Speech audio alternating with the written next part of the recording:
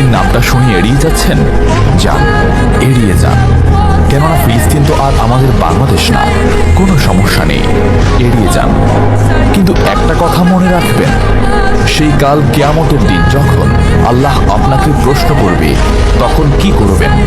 কি করবেন যখন জিজ্ঞাসিত হবেন যে কেন আপনি মজলুম ফিলিস্তিনদের পাশে থাকেননি?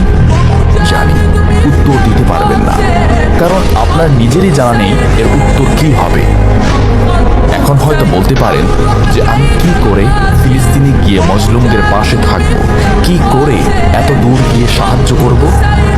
হ্যাঁ, এইরকম প্রশ্ন যদি আপনার মনে উদয় হয়ে থাকে, তাহলে অবশ্যই আপনার মনে অলসতা আর বজ্রে ভরা।